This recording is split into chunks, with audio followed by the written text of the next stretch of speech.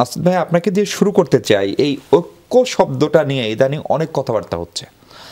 5 August পর্যন্ত একটা ইস্পাট কঠিন দৃঢ় ঐক্য ছিল, সেই ঐক্য মাঝে মাঝে মনে হচ্ছে থাকছে না। যখন থাকছে না তখন কিছু একটা উপাদান যুক্ত হচ্ছে, কখনো শেখ হাসিনার অডিও আসছে, অথবা ভারত একটা অপকর্ম করছে, আমাদের স্বাধীনতা সার্বভৌমত্বের জন্য হুমকির মতো কাজ, আমাদের কূটনৈতিক স্থাপনা সেখানে হামলা করছে, তারপরে আবার আমরা ঐক্যবদ্ধ হচ্ছে। আবার মনে হচ্ছে সেই ঘটনাটা থেমে গেলে ঐক্যটা ছুটে যাচ্ছে।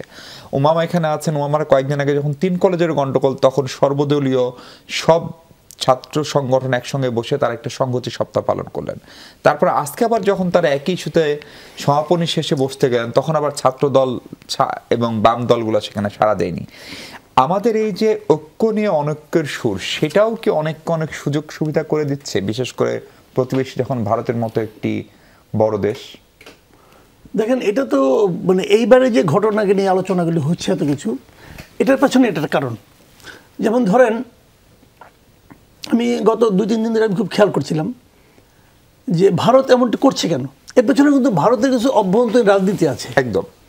আমি যদি সময় জানতে ওটা একটু আমি বলতে পারি যে অভ্যন্তরীণ রাজনীতিটা কি। ওদের রাজনীতি হলো, আমাদের সঙ্গে সবচেয়ে বড় সীমান্ত হলো আপনার পশ্চিমবঙ্গে ভারতের কেন্দ্রীয় যে সরকারের যে দল বিজেপি, তারা মোটেই সুবিধা করতে পারে না।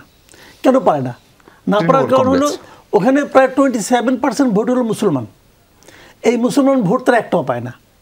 বাকি যে 73% ভোট থাকে, সেই ভোটটা 3 ভাগ হয়ে যায়। 3 ভাগের মধ্যে তারা হয়তো মনে করেন ওই আউট অফ 75%, সেখানে হয়তো তারা হয়তো 50 পায় মতো তারা পায়, 50 অথবা মনে করেন 60% পায়। ওই 60% পায়, সেটা কিন্তু তেমন কোনো ভোট না। ধরেন আপনার সেটা হয়তো ম্যাক্সিমাম ধরেন আপনার সব মিলে 38% ভোট তারা পায় সব মিলিয়ে। আর ওদিকে হয় কি, 27টা তারা পেয়ে আছে তৃণমূল কংগ্রেস, তার সঙ্গে যদি মানে 15 যোগ হয় তাহলে তারা জিতে যায়, যেটি হয়েছে। তো বিজেপি সারা ইন্ডিয়াতে এই ফর্মুলাটাই করে। তারা মুসলমানদেরকে বাদ রাখে, বাকি হিন্দুদের ভোট সে একত্র পায়। এখন পশ্চিমবঙ্গে সে হিন্দুদেরকে একত্র করতে পারছে না, কারণ এখান থেকে কিছু হিন্দু চলে যাচ্ছে তৃণমূলে, কিছু যাচ্ছে বামফ্রন্টে, কিছু যাচ্ছে কংগ্রেসে। কাজে ওনারা এই সুবিধাটা করতে পারছে না। এখন ওনারা একটা চান্স পেয়েছে যে আমাদের এখানে সংখ্যালঘু আক্রমণ হচ্ছে, সংখ্যালঘুরা নিরাপত্তাহীন হচ্ছে, এই হুজুগটা তুলে ওই হিন্দুদেরকে একত্র করার। এটা আরও বেশি সুযোগ এই কারণে যে আমাদের এখানকার হিন্দু আর পশ্চিমবঙ্গের হিন্দু এরা কিন্তু সবাই মোটামুটি আত্মীয় স্বজন। হ্যাঁ, একই রকম, বুঝছেন না? তারা কিন্তু এদের পেইন হলে, এখানে যদি কোনো আক্রমণ হয়, ওরা কিন্তু এই পেইনটা অনুভব করে। এরকম একটা আবহাওয়া তারা তৈরি করার চেষ্টা করছে যে তোমাদের আত্মীয়রা কিন্তু ওখানে মার খাচ্ছে, কাজে তোমাদের ঐক্যবদ্ধ হতে হবে মুসলমানদের বিরুদ্ধে, এবং এটা হিন্দুত্ববাদী শাসন এখানে আসতে হবে। এই কারণেই ওনারা কিন্তু এটা কন্টিনিউ করতেছে। এবং এক পর্যায়ে যে তৃণমূল লক্ষ্য করতেছে, আরে আমার তো হিন্দু চলে যাচ্ছে, আমাকে ওই লাইনে যাইতে হবে। এই জন্য মমতা ব্যানার্জি সেও বলতেছে। এখন এটা কম্পিটিশন শুরু হয়েছে। এখন এই যে শুভেন্দু অধিকারী, আপনার বিজেপির যে ব্যক্তি যে পশ্চিমবঙ্গের, সে বেনাপোল চলে আসছে।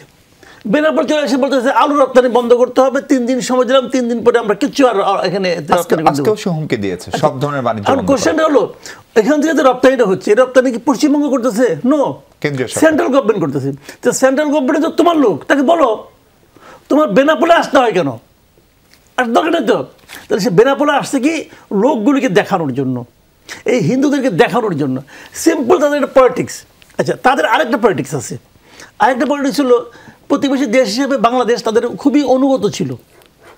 শেখ হাসিনা তাদের কিছু একটা না চাইতেই সব দিয়ে দিত। এই যে শর্তহীন আনুগত্য, সে তো এটা এখন আর পাচ্ছে না। এটা যদি হারাইয়া যায় তাহলে সে একটু বেদনার্থ তো হবেই। ধরেন আপনার বাসার খুব প্রিয় ভৃত্যটা, সে হঠাৎ করে বাড়ির থেকে মনে করেন হারাই গেল, আপনার মন খারাপ হবে না? অবশ্যই। আপনি তো এরকম অনুগত ভৃত্য পাবেন না। তো এই জন্য তার একটু মন খারাপ। সে আবার চেষ্টা করতেছে একে নাকি কোনোভাবে আবার পুনঃস্থাপিত করা যায়। সে বাংলাদেশের আগেও বাংলাদেশের মানুষের সাইকোলজিটা বোঝার চেষ্টা করে নাই, এখনও করছে না। কিন্তু এই পুনঃস্থাপন প্রচেষ্টাতে তাদেরকে আরও বেশি দূরে মানে সরাই দেবে এই দেশের মানুষের মন থেকে, এটা উপলব্ধি করার ক্ষমতা তাদের নাই, অথবা কেন তারা চাচ্ছে না আমি জানি না।